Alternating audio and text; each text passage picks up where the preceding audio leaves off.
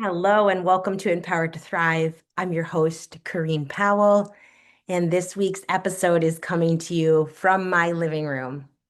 I have my wonderful babysitter with two of my children, and my other two older children are at sleepaway camp, and it's my 4 hour window today to get whatever I choose to get done.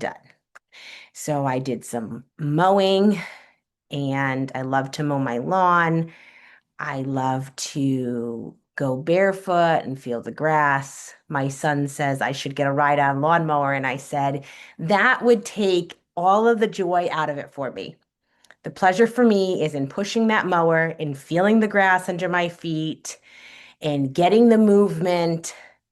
Yes, I am sweaty and I am taking breaks in between because it's quite humid out. That's how Connecticut is, but I do enjoy the chore. And I have older kids, so they help out with it sometimes, and the pressure's not always on me to do it. Plus, my husband would be totally willing. He just knows I enjoy it. But anyhow, if you haven't been here yet, I'm so glad to have you with me today. If you listen regularly, as you know, it's my pleasure to spend this time with you.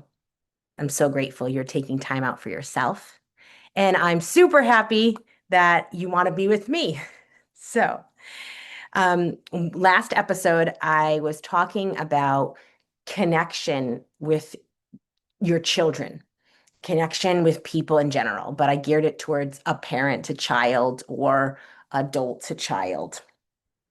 I want to continue with it because I realize that sometimes I talk and there's a lot of nonsense. It doesn't actually feel like nonsense to me, but it's things that don't have to be said. It's stuff that's slightly relevant to the topic, but could be questionable. How is this relevant? Do we have to include this? And instead of editing all that out or not allowing myself permission to just speak freely, I give myself the permission to speak freely.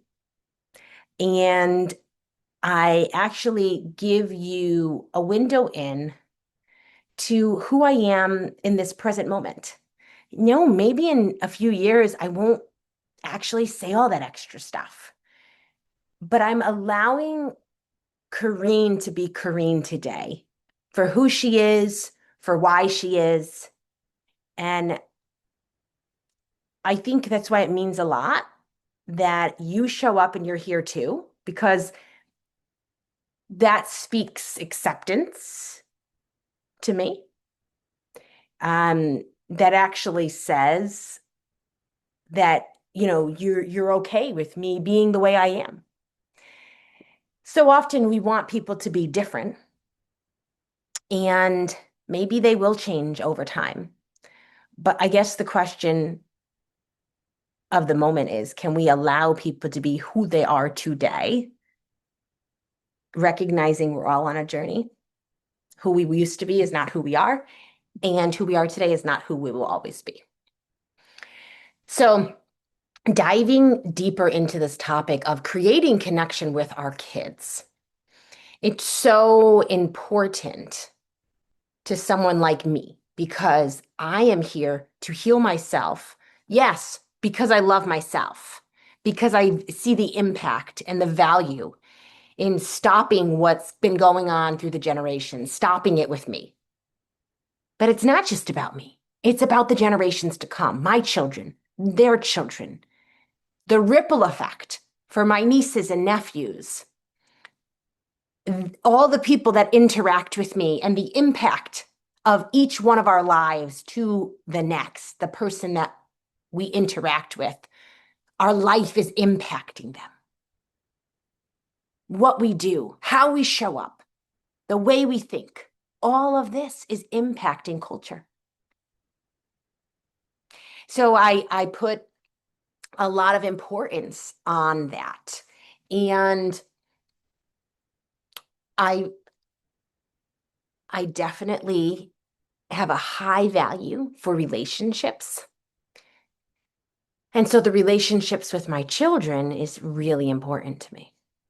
And I shared about how, they like me to still snuggle and be next to them at nighttime when they're going to sleep. It's a wonderful time for them to talk about their day. Now, some of my kids talk more about their day and the things that they encounter throughout the day. They process their feelings along the way. Others of them don't. But when it comes time to bedtime and I lay next to them, then everything starts to spill out. It actually is when they're able to debrief the day so that they can relax and fall asleep. So it's super important that we all have that we have a safe space to process with. And how wonderful if it can be for children, their parents. I think it's great to have other beautiful relationships for our children. There's nothing wrong with that. I don't think my two older kids, like I told you, are at sleepaway camp. They don't have cell phones and they're allowed to call us during a certain like dinner time if they ask to call their parent. I think it's fine and wonderful if my two older kids don't need to call me. They feel like they don't need to. They're happy, they're fine. It just this isn't about like our kids so desperately needing us and being so attached to us in a way that they can't survive when they're without us for a few hours. So hear my heart in this. There's actually a healthy attachment that also is able to the parent leaves the child is okay and able to enjoy that other person they're with, the setting they're in. And then when they reunite with the parent, they're also excited again to be with their parent. That's also good, healthy, and fine. Sometimes we as parents have this need within us for our child to need us. We actually want them to say, I need to call my parent every day. Of course, it feels nice to be wanted, to be needed, but remember, that's not the role that our children are supposed to have.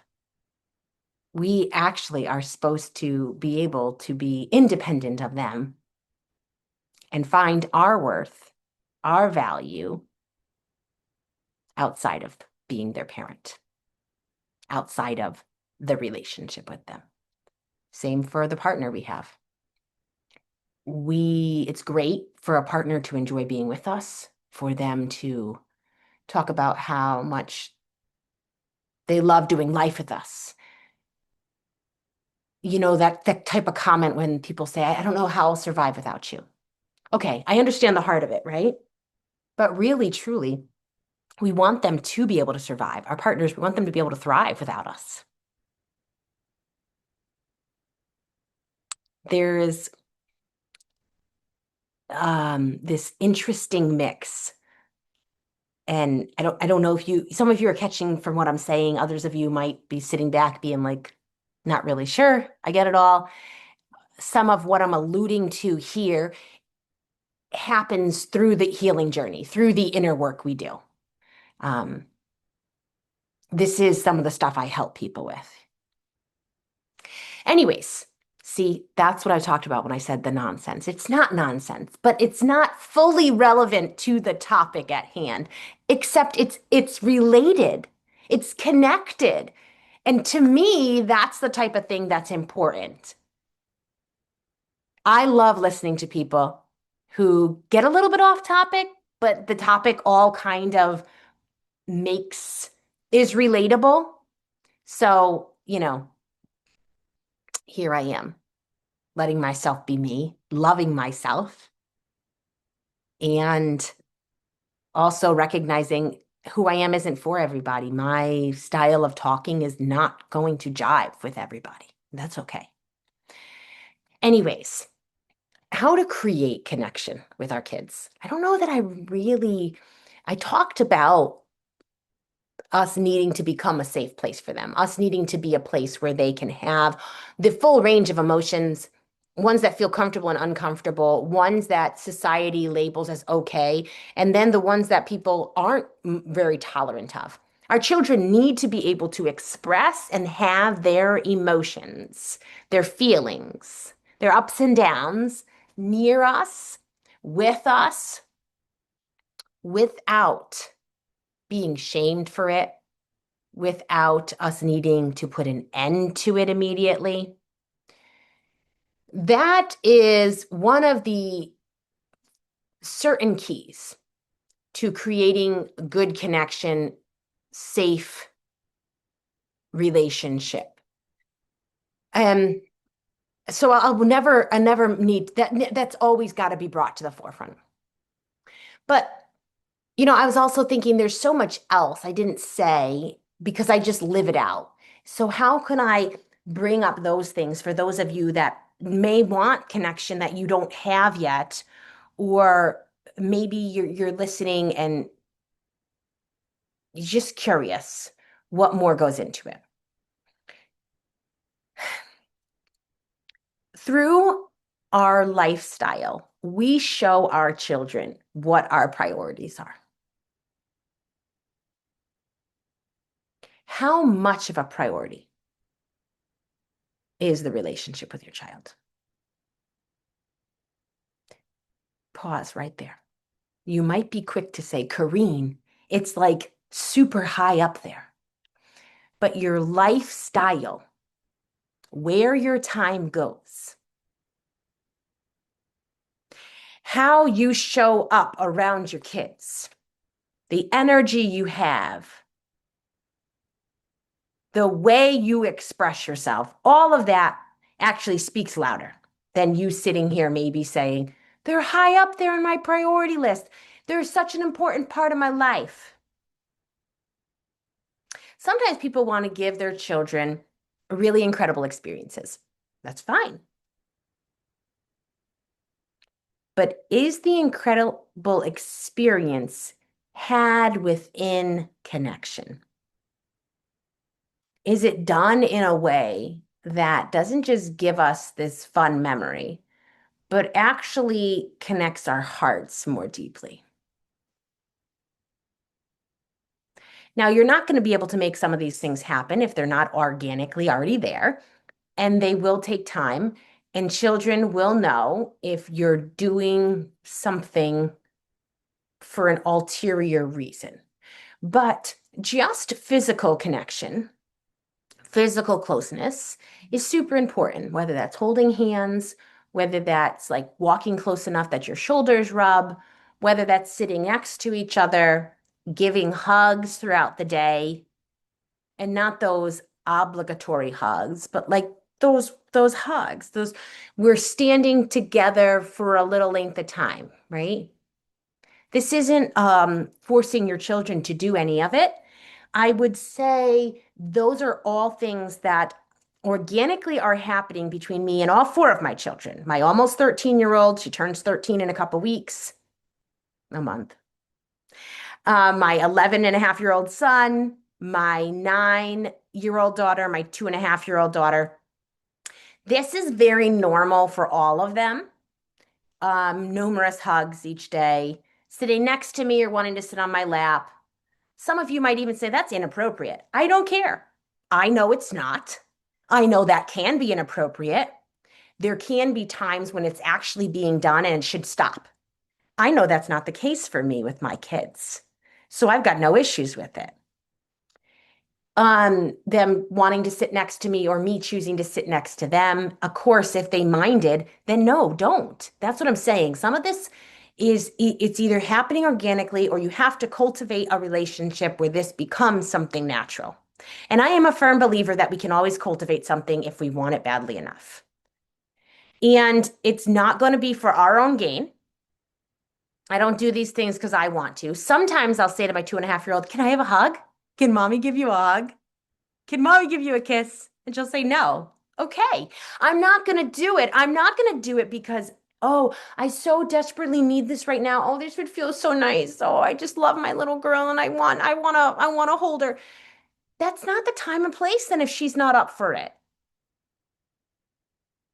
I want other adults and other people to respect if I need some space. And I don't think children are any different. I think they should be respected in that same way. I also know what it is to be a young child who people do not respect boundaries, tickle you when you don't want to be, hug you and kiss you when you don't want to. Um, I experienced so much of that that I am choosing to make sure that cycle breaks. No, it's not right. And so often I see whether it's grandparents, aunts, adults in general, parents, people in general who need a child, a family member to give them a hug or a kiss because it makes them feel better. It makes them feel like there's a connection there when there still might not be. It makes them feel like there is an affection there when there might not be. So we need to put an end to that. And um, the safety, the closeness, the connection, the sharing happens when our children do know they're valued, when we do create times to, yeah, make memories with them, have fun, but connect heart to heart. The generation I grew up in, and I know for sure it was even more severe in the generations before. And I know it's going on in many places today where the patterns are just continuing, but there wasn't a lot of physical affection. I mean, hardly any between me and my parents. There wasn't a lot of I love yous between my parents when I was growing up. Um, my parents didn't talk to me about sex or really about anything. Like there just wasn't conversations about, I mean, as a teenager, yes, I can think about some of the heart-to-heart conversations around certain things with my father, um, more or less me sharing and looking for conversation. Um, but not in the way that my children and I have cultivated relationship. Sometimes I stand back and reflect and witness myself, and I realize I'm so grateful, so, so grateful that my kids get to experience life the way they did. And I feel for my inner child because she didn't have that. As you know very well, if you listen often, this is not me shaming my parents, um, or, looking down on them or being disrespectful. It's not that at all. But it is an acknowledgement of the way it was, the way I wish it had been, the way that I think would have been better. And holding space for the contradiction of emotions, for the fact that I'm grateful that my children have this, and I'm sad that I didn't. The sadness doesn't overtake me, it doesn't overwhelm me. Within moments, it has. At times along the journey, it has, and rightfully so. But I've reparented my inner child a lot, and I will always. I show up for that little girl I used to be. When I interact with my children, I think about the little girl I used to be, and I include her. Now, I'm a super visual person, so in my mind's eye, it's very easy for me to see her.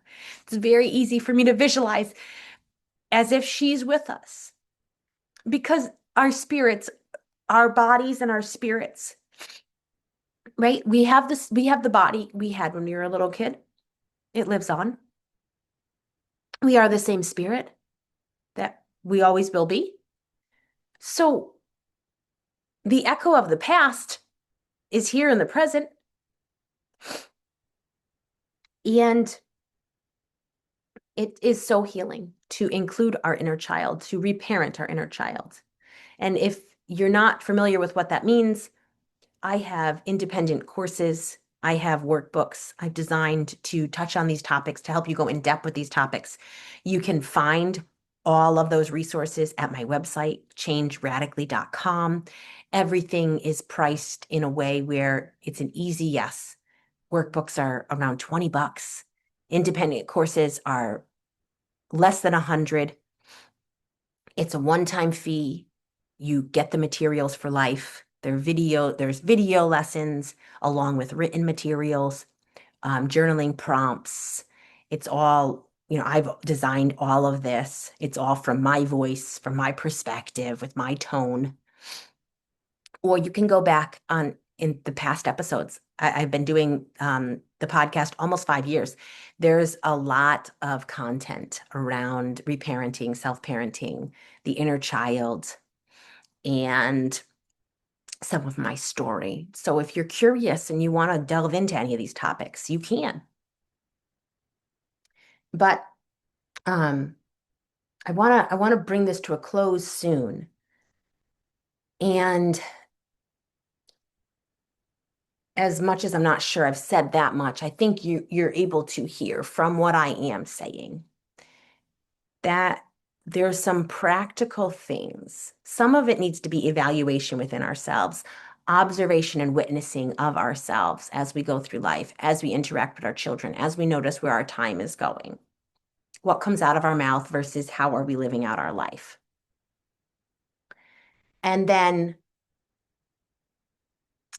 this intention of being present. I believe you cannot do these things that I am saying. You cannot create what I am talking about without doing your own inner work. You have to look within, focus on yourself and your needs, start healing, and start taking care of yourself in order to show up in these ways for your children or your other relationships, your partner, friendships, you name it. This is all, you could take anything I'm saying and translate it into other relationships. Because if you want to create connection and safety and closeness, heart to heart, depth in your other relationships, this is all the same stuff we got to do. And we don't got to do it. I love doing it. It lights me up. It's super compelling to me. I was saying to my husband the other day, he said, I don't think, he's an arborist. He is a tree doctor.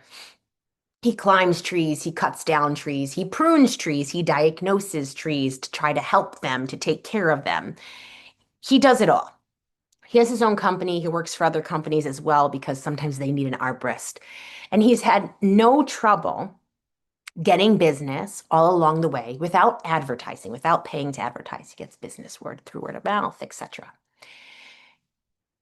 And I reflected to him how I'm happy that he gets business so easily. And sometimes it's frustrating to me because I feel like I try and it's hard for me to always find new clients and the people I want to work with.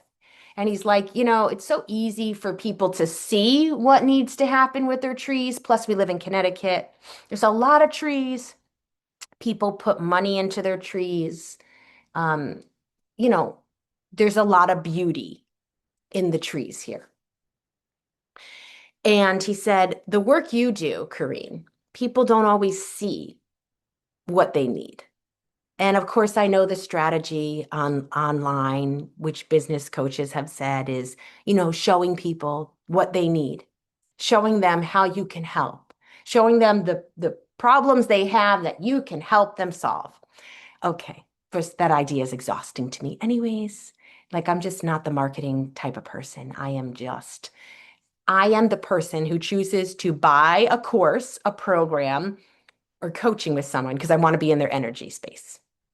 So, I'm looking to just attract people who are like, I like Kareen's energy. I want to hang with her. I want to work with her. I want her to help me. That's what my goal is, right? That's just what I desire and I believe is possible because I'm a person who knows I buy for that reason. So I know there's other people who buy for that reason. But anyways, I don't know where I was going with this, but I was saying that to Evan, and he reflected that, sometimes people they don't see the reason they need you. So I don't know where I was going with that, but um, let me wrap it up by just encouraging you to sit back and start to notice yourself more. Notice how you show up with your kids, with other relationships, how you interact, what your lifestyle says. Where is your time going versus what you say? But notice what you say. You could even notice the thoughts you have, right? I mean, all of these things, in some form or another, do help to give us information. And it's not about, I used to think it was about figuring it all out. It's not about figuring it all out, but information is super helpful. And it's great to start to question and get curious. You learn a lot through that. We learn a real lot. That's what children are supposed to do. That's what they naturally do. And they learn a lot by asking questions, by being curious, by wondering. So let's do the same for ourselves. Thank you for spending your time with me and listening to my rambling. I don't, I like you know, I accept the ramblings, but they do sometimes still sound like ramblings to me. Um, and until we connect again, the one thing I hope you always know is that there is such a significance to your life, to who you are. Doesn't matter what you do, what you've done, what you will do. You are significant simply because you are you. I see your significance. I recognize it. I'm so glad you're alive. Much love, my friends.